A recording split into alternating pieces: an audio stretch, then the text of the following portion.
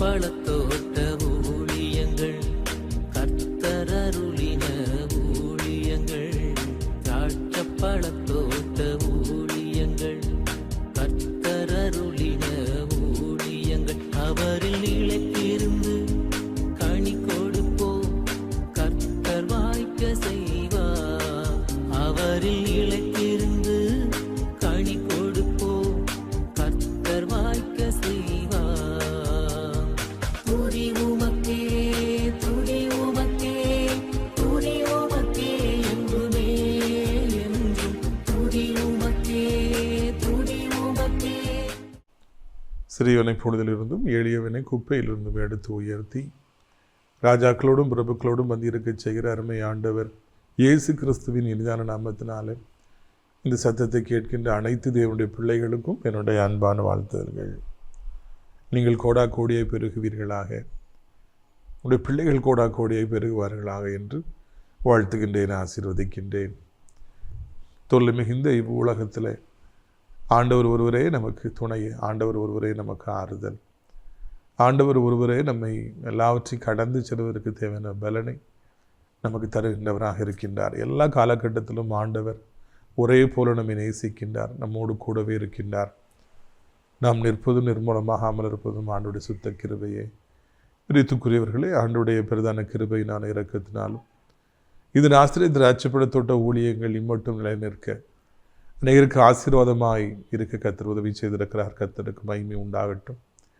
வருகின்ற சனிக்கிழமை மாதத்தின் 4வது சனிக்கிழமையாக இருக்கின்றபடியினாலே கர்த்தருக்கு சித்தமானால் வருகிற காலை 10 மணிக்கு சென்னை பல்லாவரம் பம்மல் மெயின் ரோட்டில் இருக்கிற சியோன் காம்ப்ளெக்ஸில் வைத்து நம்முடைய விடுதலை நாள் கூட்டங்கள் நடைபெறும். இதுவரைக்கும் 2 கூட்டங்களை நடத்தினோம். பல காரணங்களினால இனி ஒரே ஒரு கூட்டத்தை தான் நான் சென்னையில் நடத்தப் போகிறோம்.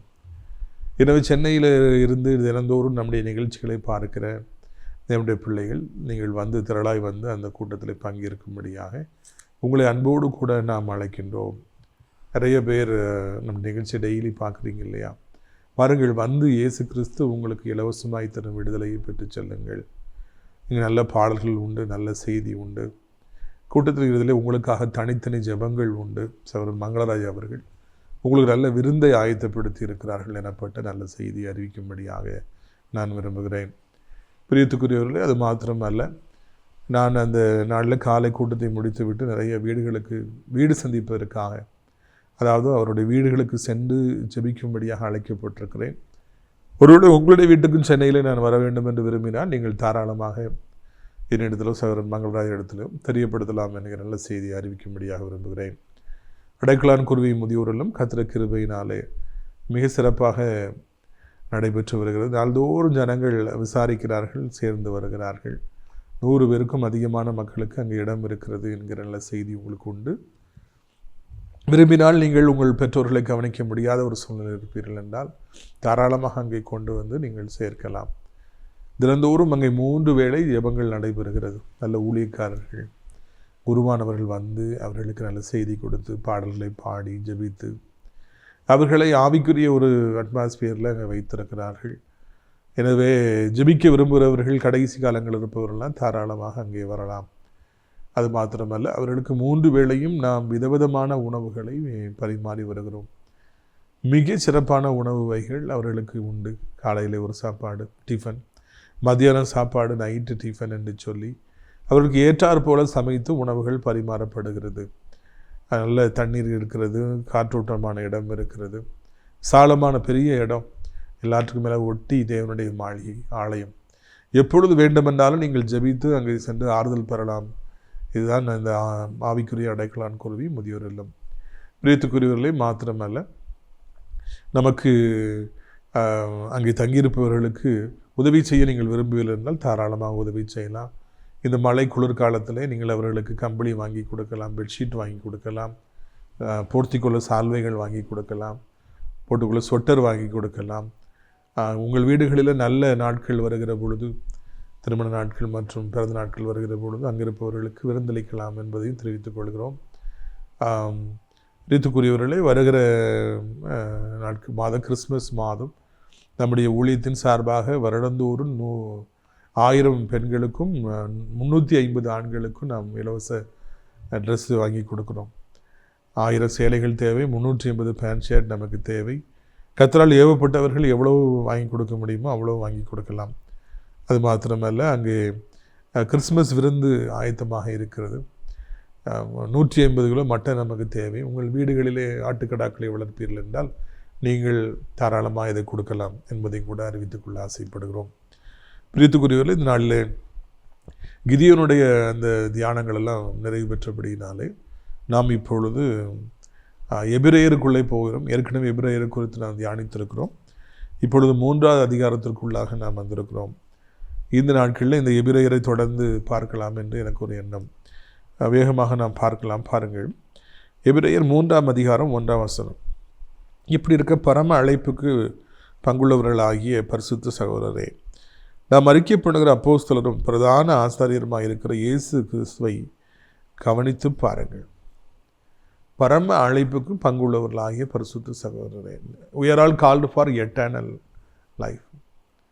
நமக்கு நிரந்தரமான ஒரு அழைப்பு, பரம அழைப்பு நமக்கு இருக்கிறது. எவ்வளோ திறமையானவர்களாக இருந்தாலும், ஓடி ஓடி உழைத்தாலும், முந்தி 58 வயசு, இப்போ 60 வயசு, ரிட்டையர்ட் ஆனவுடனே அவங்கள வீட்டுக்கு அனுப்பிடுவாங்க. எவ்வளவு உழைத்தாலும், அரசியலில் இருந்தாலும் அந்த 4 வருடங்கள் முடிகிற பொழுது அவர்களை வீட்டுக்கு அனுப்பி விடுவார்கள். அது கொஞ்ச கால அழைப்பு. இந்த உலகத்தில் கொஞ்ச கால அழைப்பு தான் நிறைய இருக்குது. கொஞ்ச கால வேலை, கொஞ்ச கால இந்த மாதிரி பொறுப்புகள்லாம் இருக்குது. ஆனால் நமக்கு பரம அழைப்பு இருக்கிறது. தேவனுடைய பிள்ளைகளுக்கு ரிட்டையர்மெண்ட்டே கிடையாது. ஊழியக்காரர்களுக்கு ரிட்டையர்மெண்ட்டே கிடையாது. தேவனுடைய ஆசீர்வாதங்களுக்கு ரிட்டையர்மெண்ட்டே கிடையாது. ஒரு பணம் வருதுன்னா அது செலவழிச்சோன்னா காலியாகி போயிடுது. சேலரி வந்துச்சுன்னா 5ஆம் தேதிக்கு மேலே பணம் இல்லாமல் போயிடுது. மாத கடைசியில் எல்லார் வீட்லேயும் திண்டாட்டம் ஆயிடுது. ஒரு இடம் விற்று அல்லது ஏதோ ஒரு முக்கியமாக பணம் வருதுன்னா அதுவும் கொஞ்ச நாட்களிலே காணாமல் போயிடுது. ஆனால் ஆண்டவருடைய பணத்திற்கு, ஆண்டவர் தருகிற ஆசீர்வாதங்களுக்கு ரிட்டையர்மெண்ட்டே கிடையாது. அது ரெஸ்ட்ரிக்டடே கிடையாது, லிமிட்டேஷனே கிடையாது. அது வந்துக்கிட்டே இருக்கும். எவ்வளவு வேண்டுமென்றாலும் ஆண்டவர் அள்ளி அள்ளி கொடுக்கிறவராக இருக்கிறார். ஆண்டவர்கிட்ட கோடி கோடி ரூபாய்கள் உண்டு. அவருக்கு எவ்வளவு கொடுத்தாலும் அது அவருக்கு குறைபட்டு போகாது. அவருக்கு எரிச்சலாக இருக்காது. நிறைய பணம் இருக்கும்போது எல்லாருக்கும் நம்ம எடுத்து கொடுக்குறோம். நம்மகிட்டே பணம் இல்லைன்னா எப்படி கொடுக்க முடியும்? தனக்கு பின் தான் தானம் என்று சொல்லி கொஞ்சம் தனக்கு வைத்துக்கொண்டு அநேகர் கொடுப்பதில்லை. ஆனால் ஆண்டவருக்கு அப்படி குறைபடுவதே கிடையாது. அவருடைய களஞ்சியங்களுக்கு முடிவே கிடையாது. அவர் வானத்து பலகங்களை திறந்து நம்முடைய தேவைகளை சந்தித்து கொண்டே இருக்கிறார். அள்ளி அள்ளி கொடுத்து கொண்டே இருக்கிறார். எவ்வளோ கொடுத்தாலும் ஆண்டவருக்கு குறைபட போவதில்லை என்பதுதான் இந்த நாளிலே முக்கியமாய் நான் தெரிந்து கொள்ள வேண்டிய காரியம். இந்த உலகத்தின் காரியங்கள், இந்த உலகத்தின் ஆசீர்வாதங்கள், இந்த உலகத்தின் மேன்மைகள், அழகு, சௌந்தரியம் எல்லாம் கொஞ்ச காலம்தான். அது பரம அழைப்பாய் கிடையாது. அது என்னென்றைக்கு நிற்காது. ஆனால் ஆண்டவருடைய காரியங்கள், தேவன் தருகிற ஆசீர்வாதங்கள் என்னென்றைக்கு நிலைநிற்கின்றவைகளாக இருக்கின்றது. இதைத்தான் இந்த நாளிலே நீங்கள் புரிந்து கொள்ள வேண்டும் என்று சொல்லி அன்போடு அழைக்கின்றோம். வயதானாலும், முதுமை வந்தாலும் இல்லையா, ஆண்டவர் நம்மை விட்டு விலகாதவராக இருக்கிறார். அவர் அழைத்த அழைப்பும் கிருபாவரங்களும் எத்தனை வருடங்கள் ஆனாலும் அவைகள் மாறாதவைகளாக இருக்கின்றது. அதற்கு நானே சாட்சியாக இருக்கின்றேன். ரீத்துக்குரியவர்களே, எனவே நாம் சந்தோஷமாய் வாழ பழகிக்கொள்வோம். நம்முடைய ஆண்டவர் எவ்வளவு பெரிய ஒரு பாக்கியத்தை நமக்கு தந்திருக்கின்றார், பரம அழைப்பை நமக்கு தந்திருக்கிறார் என்பதை புரிந்து கொண்டு அதற்கு பாக்கியவான்களாக நாம் நடந்து கொள்ளும்படியாக அழைக்கப்படுகிறோம். இரண்டாவதாக, பரம அழைப்புக்கு பாத்திரராக இருக்கிற நாம் அங்கே கவனிக்க வேண்டிய யாரை அப்போஸ்தலரும் பிரதான ஆசாரியருமாகிய நம்முடைய ஆண்டவர் இயேசு கிறிஸ்துவை கவனித்து பாருங்கள். நம்முடைய ஆண்டவர் பிரதான ஆசாரியராக இருக்கின்றார், அப்போஸ்தலராக இருக்கின்றார். அப்போஸ்தலர் என்பவர் சபைகளை தோற்றுவிப்பவர். ஆண்டவருடைய சீசர்கள் எல்லாருமே அப்போஸ்தலர்களாக இருந்தார்கள். அவர் பல சபைகளை தோற்றுவித்து கொண்டே இருந்தார்கள். தோமா தோற்றுவித்த சபைகளை இன்றைக்கும் பார்க்கிறோம். அவர் கெட்டிய ஆலயங்களை கேரளாவிலும் கன்னியாகுமரி மாவட்டத்தில் சென்னையிலும் நான் காண்கிறோம். 1000 வருடங்களுக்கு முன்பதாகவே அவர்களெல்லாம் அப்போஸ்தலராக இருந்தார்கள். குளிக்க போன இடத்துல அங்கே குளித்து கொண்டிருந்த ஆண்டவரை அறியாத மக்களுக்கு மேலே உன்னால் ஒரு சவால் செய்து, ஆண்டவர் இயேசுதான் மையான தெய்வம் என்று சவால் செய்து, தண்ணீரை நீ மேலே ஊற்றும், அது அங்கே நின்று விட்டால் நாங்கள் இயேசுவை ஏற்றுக்கொள்வோம்னு சொன்னாங்க. அவர் அந்த சவாலை ஏற்றுக்கொண்டு தண்ணீரை மேலே தெளித்தார். ஆற்றில் குளிச்சிட்டு இருக்கவங்கள்ட்ட அது தண்ணீர் மேலேயே நின்றது. அந்த மக்கள் எல்லாரும் ஆண்டவரை ஏற்றுக்கொண்டார்கள். தண்ணீர் கீழே விழலை. ரீத்துக்குரியவர்கள் அந்த அளவுக்கு அவர்கள் அப்போஸ்தலராக இருந்து ஊழியத்தை செய்தார்கள். நம்முடைய ஆண்டவரும் அப்போஸ்தலர் என்று அழைக்கப்படுகிறார் என்றால் அவர் மூலமாய்த்தான், அவர் நமக்குள்ளே இருக்கிறபடினால்தான் இன்றைக்கு அற்புதங்கள் அடையாளங்கள் நடக்கின்றது. அதிசயங்கள் நடக்கின்றது. இதுக்குரியவர்களே, சபைகள் தோற்றுவிக்கப்படுகின்றது, மக்கள் ஆறுதல் அடைகிறார்கள், விடுதலை பெறுகிறார். ஊழியத்தை அதிகமாக நேசிக்கிற ஒரு கணவன் மனைவி வெளிநாட்டில் இருக்கிறாங்க, அருமையான பிள்ளைகள், மிகவும் மரியாதை தெரிந்தவர்கள், ஏசப்பாவையும் ஊழியத்தையும் ஊழியக்காரனையும் அவ்வளோ கனம் பண்ணுறவங்க. அவருடைய மனைவிக்கு கண்ட நாட்களிலே 1 மாதமாக உடல்நலம் சரியில்லை, அவர்களுக்கு தூங்க முடியவில்லை, இழுப்பு, இருமல், காய்ச்சல் என்று 1 மாதமாக அவர்களுக்கு உடல்நலம் சரியில்லை. அவர்கள் மருத்துவராக பணிபுரிகிறார்கள், அதனால் வேலை பார்க்குற இடத்துல ரொம்ப பிரச்சனைகள். அப்பொழுது அவர்கள் 1 மாதமாய் சரியாயிருன்னு பார்த்து என்னை டிஸ்டர்ப் பண்ண வேண்டாம்னு நினச்சி கடைசியில் ஃபோனில் அழைச்சி சொன்ன பொழுது நான் பாரத்தோடு ஜெபித்தேன். ஏசப்பா, அப்படி சிலுவையில் சிந்தப்பட்டது ரத்தம் வீணாக போகாது, அது இன்றைக்கும் கூப்பிடுது, இன்றைக்கும் வல்லமை நிறைஞ்சதாக இருக்குது, வாங்கப்பா சுகம் கொடுங்கன்னு. ஒரே நாளிலே அவர்கள் விடுதலை பெற்று இப்பொழுது மறுபடியும் வேலைக்கு போகிறாங்க. கர்த்தருக்கு ஸ்தோத்திரம் உண்டாகட்டும். எனக்குள்ளே அந்த அப்போஸ்தலனாகிய ஆண்டவர் இயேசு கிறிஸ்து இருக்கிறார். ஜனங்களுக்கு ஜெபிக்கிற பொழுது அற்புதங்கள் நடக்குது, விடுதலை நடக்குது. நான் போய் ஜோ பண்ணி ஒருத்தருக்கும் ஒன்றும் ஆக போகிறது. இயேசு எனப்பட்ட அப்போஸ்தலன் எனக்குள்ளே இருந்தால்தான் விடுதலை உண்டாகிறது, சுகம் உண்டாகிறது, பிசாசுகள் ஓடுகின்றது, பிரச்சனைகள் தீர்க்கப்படுகிறது, இதுபோல் சத்தியங்கள் எல்லாம் கொடுக்கப்படுகிறது என்பதை நான் அறிந்து கொள்ள வேண்டும். அப்புறம் அவர் பிரதான ஆசாரியராக இருக்கிறார். பிரதான ஆசாரியர் என்பவன் பழைய ஏற்பாட்டு காலத்திலிருந்து மக்களுக்காக முன்பாய் நின்று கடவுளிடத்திலே மன்றாடுகிறவன். நம்முடைய ஆண்டவரே பிரதான ஆசாரியர். அவர் எப்பவும் போய் பிதாட்ட நமக்காக மன்றாடுறார், நமக்காக பரிந்து பேசுகிறார். நம்முடைய பலகீனங்களையும் நம்முடைய மீறுதல்களையும் அக்கிரமங்களையும் அறிந்து பிதாட்ட போய் நமக்காக அவர் பொறுமையாக இருக்கும்படியாக அவர் பெருமூச்சுகளோடு நமக்காக வேண்டுதல் செய்கிற, விண்ணப்பம் பண்ணுகிற பிரதான ஆசிரியராக இருக்கார். ஸோ ஒருத்தர் உங்களுக்காக இரவும் பகலும் பிதாவிட்ட பரிந்து பேசிட்டு இருக்கிறார். விட்டுருங்க, மன்னிச்சிருங்க, பாவம் தெரியாமல் செய்கிறான், அவளுக்கு தெரியல, மன்னிச்சு விட்டுரு, இப்போ அடிச்சிங்கன்னா தாங்க மாட்டா, குடும்பம் தாங்காது என்று உங்களுக்காக எனக்காக பரிந்து பேசுகிற பிரதான ஆசிரியராக அவர் இருக்கின்றார். பாருங்கள், 2வது வசனம் சொல்கிறது, மோசே தேவனுடைய வீட்டில் எங்கு உண்மை உள்ளவனாக இருந்தது போல இவரும் தம்மை ஏற்படுத்தினவருக்கு உண்மை உள்ளவனாக இருக்கிறார். உடனே அங்கே மோசையிட்ட போயிருது. மோசே பல ஆயிரக்கணக்கான வருஷங்களுக்கு முன்பதாக அடிமைப்பட்டு கிடந்த இஸ்ரவேல் ஜனங்கள் 430 வருஷம், 1 வருஷம் 2 வருஷம்னாலே 10 வருஷம்னாலே பெரிய டைமாக நமக்கு தெரியும்.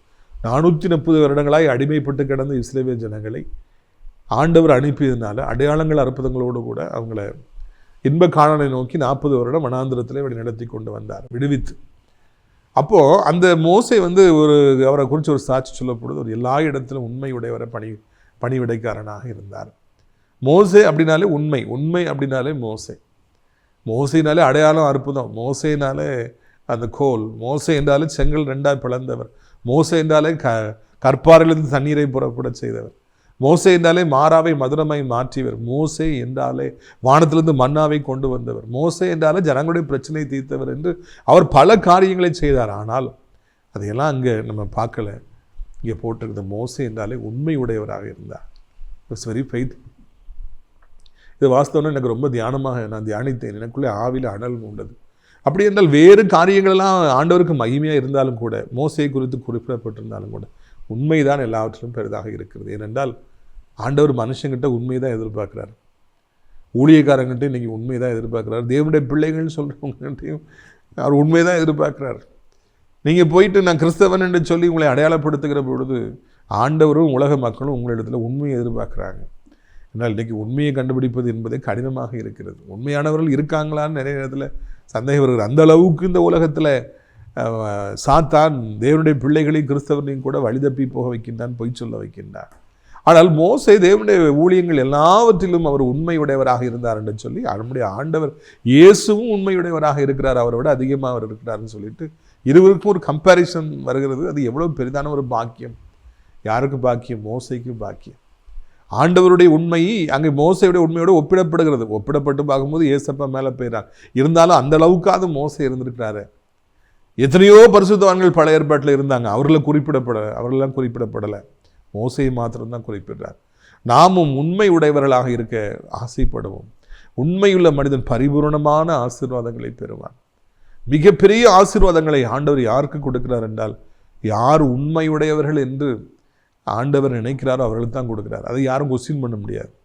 யாரை ஆண்டவர் ஊழியத்திலே வல்லமையாய் பயன்படுத்துகிறார், யாரை ஆண்டவர் உண்மையான ஊழியக்காரன் நினைக்கிறாரோ அவர்களைத்தான் ஆண்டவர் பெரிதான ஊழியக்காரர்களாய் மாற்றுகிறார். ஏனையவர்களை அவர் ஆக்குவதில்லை. பிரியத்துக்குரியவர்களே, ஆண்டவர் இப்படியாக உண்மையுடையவராக இருந்தார். மோசே உண்மையுடையவராக இருந்தார். இந்த வசனத்தை போதிக்கிற நான் உண்மையுடையவனாக இருக்க வேண்டும், நீ கேட்கின்ற நீங்களும் உண்மையுடையவராக இருக்க வேண்டும் என்று நாம் வாஞ்சிக்க வேண்டும். அங்கே மோசே அவர் ஏற்படுத்தினார் அப்படின்னு சொல்லிட்டு அங்கே சொல்லுது, வீடை கட்டும்போது அந்த வீடை பார்க்கிலும் வீடை ஏற்படுத்தினவரே பெரிதானவர் என்று சொல்லி இந்த ஆக்கியோன் அங்கே குறிப்பிடுகிறார். More than the house the builder is the great one. எவ்வளோ ஒரு அருமையான வார்த்தை பார்த்தீங்களா? அந்த வீடு பெரிதானது அல்ல, வீட்டை யார் கட்டினாங்களோ, யார் உருவாக்கணுங்களோ அவங்க தான் மிக பெரிதானவர்கள் என்று சொல்லி அங்கே அழகாக குறிப்பிடப்பட்டிருப்பதை நான் காண்கிறோம். பிரியத்துக்குரியவர்களே, இதிலிருந்து நாம் என்ன தெரிந்து கொள்கிறோம் என்றால், மோசையை ஏற்படுத்தின ஆண்டவர், மோசைங்கிற உண்மையான ஒரு மனுஷன், அவரை ஏற்படுத்தினது நம்முடைய ஆண்டவர். மோசையை விட அவர் கனமாக இருக்கிறார் என்று சொல்லி நாம் இங்கே பார்க்கிறோம். ஒருவேளை நான் இன்றைக்கு உண்மையாக இருப்பேன் என்றால் அதை பார்க்கிறவர்கள் மத்தியில் இவர் உண்மையாக இருக்காருன்னா நான் அல்ல, ஆண்டவர், என்னை ஏற்படுத்தின ஆண்டவரே மகிமைப்படுகிறவராக இருக்கின்றார். நீங்கள் படிக்கிற இடத்துல வாலிப பிள்ளைகளே, வாலிப தம்பிமார்களே உண்மையாக இருக்கிறீங்க, எல்லாரையும் மாதிரி காப்பி அடிக்கிறதில்ல, எல்லாரையும் மாதிரி கெட்ட வார்த்தை பேசுறதில்ல, எல்லாரையும் மாதிரி நீங்கள் இந்த உலகத்தின் காரியங்களில் மூழ்கி போகிறவங்க இல்லைன்னு சொன்னால், அங்கே உங்களை ஏற்படுத்தி ஆண்டவர், அந்த காலையில் கொண்டு போய் உங்களை படிக்க வைத்த ஆண்டவர், ஸ்கூலில் கொண்டு போய் உங்களை படித்து வைத்திருக்க ஆண்டவர், அவர் அங்கே மகிமைப்படுகிறவராக இருக்கின்றார். ஒரு வசனத்தை பாருங்கள், 6ஆம் வசனத்தை ஆசாம் வசனத்தை பாருங்கள். கிறிஸ்துவோ அவருடைய வீட்டிற்கு மேற்பட்டவரான குமாரனாக உண்மை உள்ளவராக இருக்கிறார். நம்பிக்கையினாலே உண்டாகும் தைரியத்தையும் மேன்மை பாராட்டலையும் முடிவு பரியந்தம் உறுதியாய் பற்றி கொண்டிருப்போம் என்றால் நாமே அவருடைய வீடாக இருப்போம். ஆண்டவர் உண்மையுடையவராக இருக்காங்கிறத பல முறை நம்ம பார்க்குறோம். அதனால தான் நம்ம ஜெபிக்கும் பொழுது ஒரு பதில் தராரு. அதனால தான் நம்ம ஆலயங்களுக்கு போகும்போது, நம்ம டைத்துக்கு தசமபாகம் கொடுக்கும் பொழுது, நம்ம ஏழைகளுக்கு உதவி செய்யும் பொழுது கரெக்டாக கணக்கு வச்சு நம்மளை எவ்வளோ ஆசீர்வதிக்கணுமோ ஆசீர்வதிக்கிறார். ஒரு காலம் நமக்கு அவர் கடன்படுறவராக இல்லை. உண்மையுடைய தேவன் அநியாயக்காரர்களுக்கு தவறாதபடிக்கு தண்டனையை விளங்குகிற நீதியுள்ள நியாயாதிபதி. நம்ம வியாதியில் நம்ம உண்மையாக அவருக்கு இருக்கும்போது நம்ம சுகப்படுத்துகிறவர். என்னென்ன உண்மையுடையவர், அவருக்கு ஒருத்தர் செய்யணும் கரெக்டாக அவர் செய்வார். சம்பளம் இவ்வளவுனா சம்பளத்தை கொடுக்கறது போல, உண்மையான எஜமானம் கொடுக்கறது மாதிரி அவருடைய கிரியைகளுக்கு தக்கதாக அவர் செய்கிறார், உண்மையுடைய தேவன். ரெண்டாவதா பாருங்க, நம்பிக்கையினாலே உண்டாகும் தைரியத்தையும் மேன்மை பாராட்டுது. நம்பிக்கையினால தைரியம் உண்டாகுதா, அதனால ஒரு மேன்மை பாராட்டுறோம்.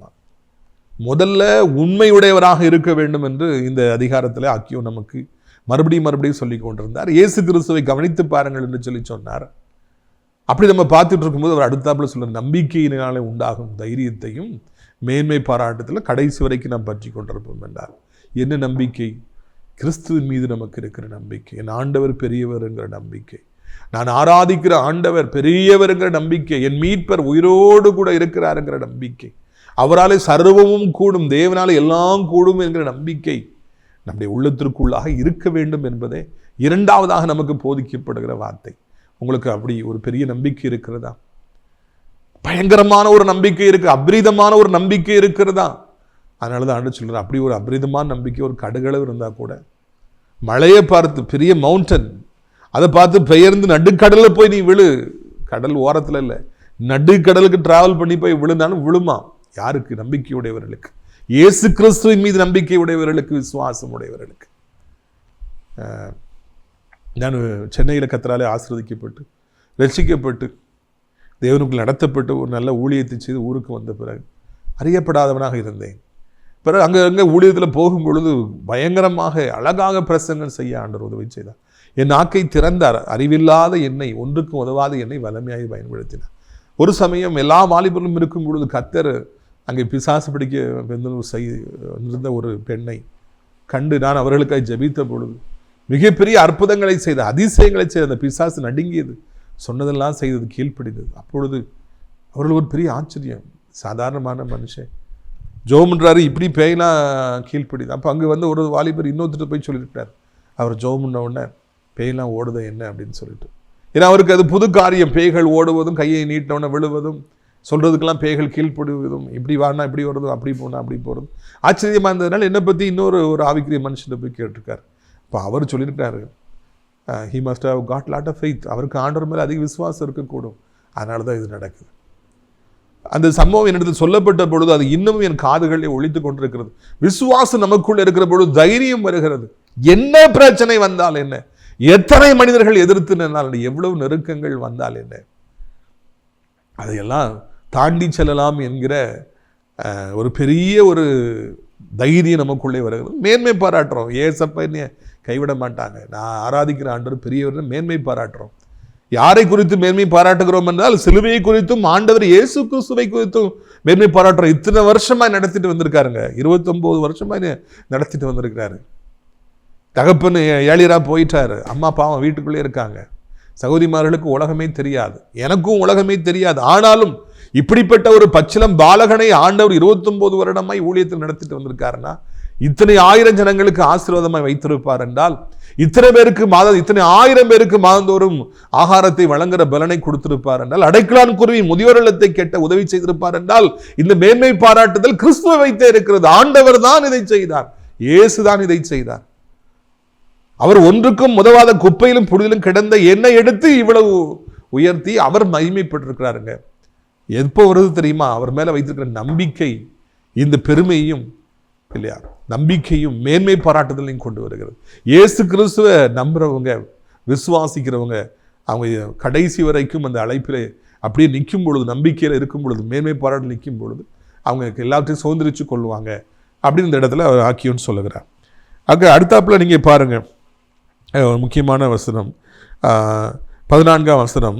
நம் ஆரம்பத்தில் கொண்ட நம்பிக்கையை முடிவு புரிந்த உறுதியாய் பற்றி கொண்டிருப்போமே ஆகில் கிறிஸ்துவனிடத்தில் பங்குள்ளவர்களாக இருப்போம். இந்த புது விளக்குமாறுன்னு சொல்லுவாங்க, நல்லா பெருக்கும். விளக்குமாறு கையில் வச்சுட்டு பெருக்கிட்டே இருப்பாங்க. ஆனால் அது போக போக போக அது ஒன்றுமில்லாமல் போய்விடும். என்னுடைய ஆசிரியர் ஒருவர் எனக்கு சொல்லிக் கொடுத்த ஞாபகத்தில் இருக்கிறது, அந்த ஆரம்பத்தில் இருக்கிற அந்த காரியம் அன்பு கடைசி வரைக்கும் இருப்பதில்லை.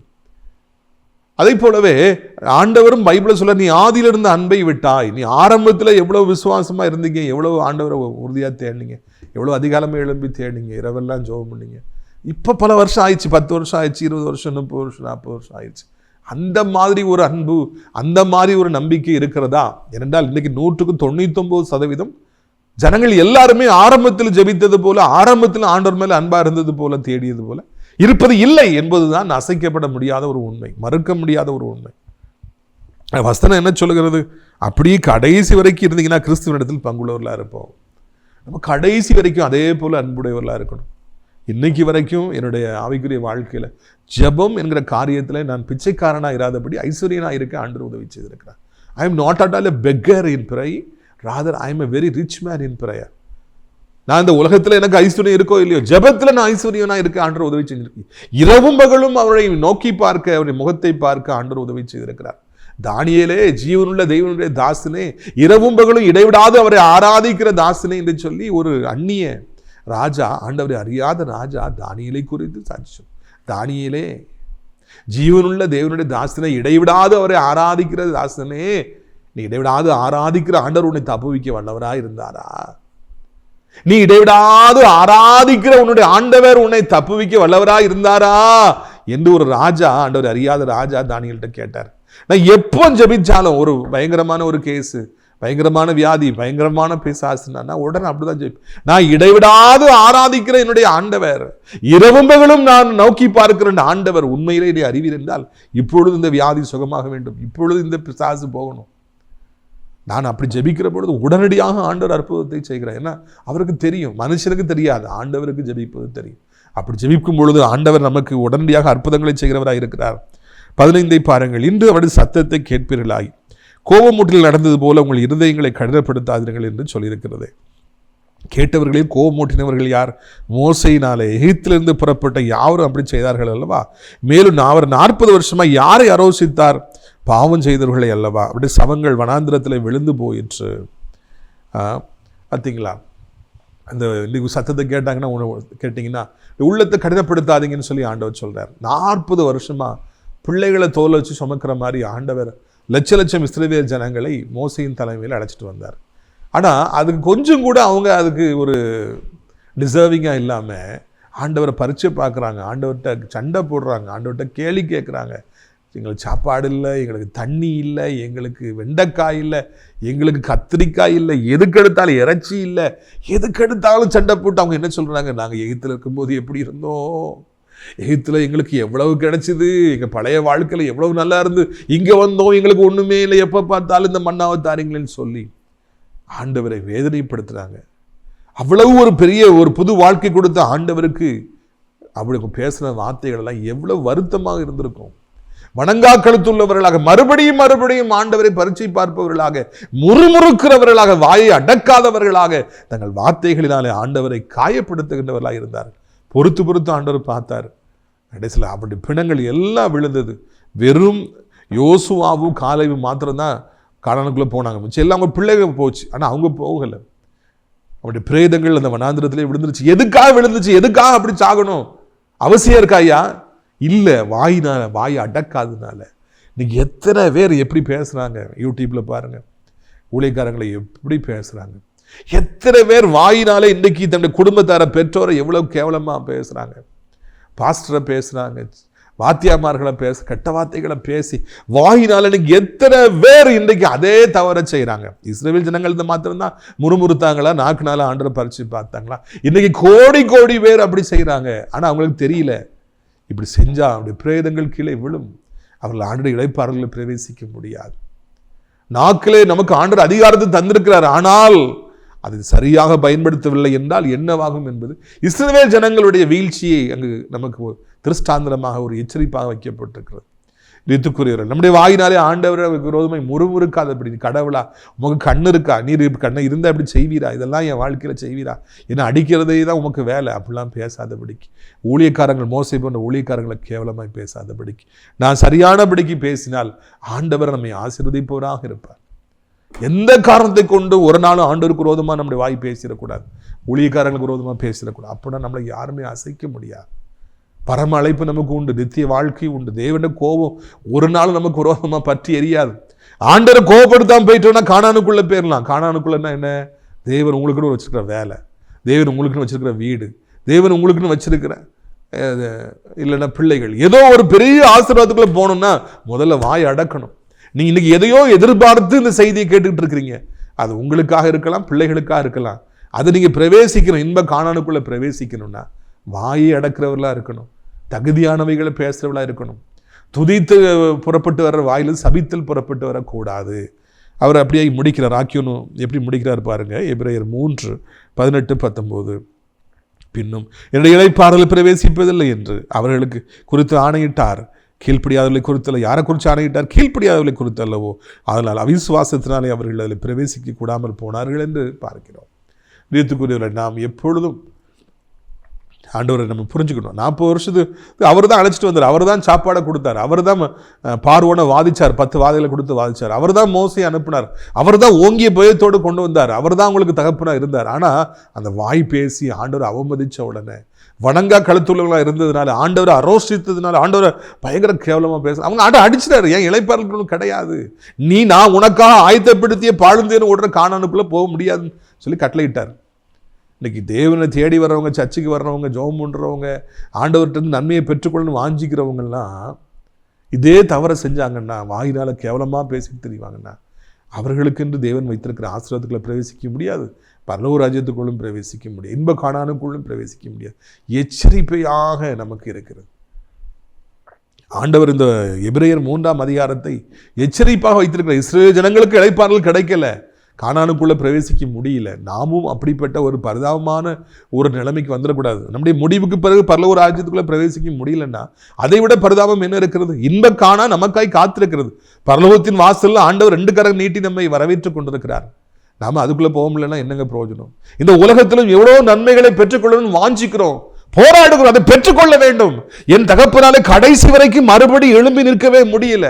அடி வாங்கின பிறகு, பிஸ்னஸ்லாம் போன பிறகு, லட்சங்களும் கோடிகளும் போன பிறகு மறுபடியும் எந்திரிச்சு நிற்கணும். எங்கள் அப்பா எவ்வளவோ போராடினாங்க, உலகப்பிரமான தகப்பன், கடைசி வரைக்கும் முடியலங்க. ஆனால் நான் அப்படி தோற்று போகக்கூடாது என்று நினைக்கின்றேன்.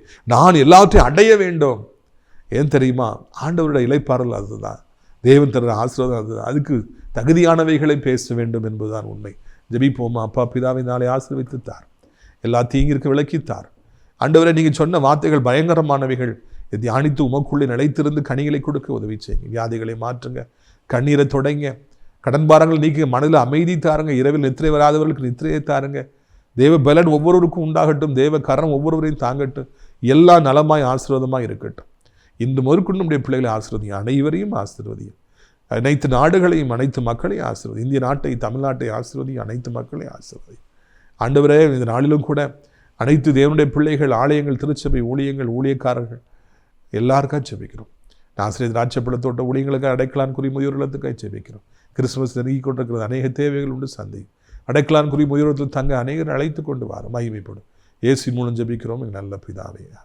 என் ஆத்துமாவை கர்த்தரை ஸ்தோத்திரி, என் முழு உள்ளமே அவருடைய பரிசுத்த நாமத்தை ஸ்தோத்திரி. என் ஆத்துமாவை கர்த்தரை ஸ்தோத்திரி, அவர் செய்த சகல உபகாரங்களை ஒருபொழுதும் மறவாதே. ஆமென்.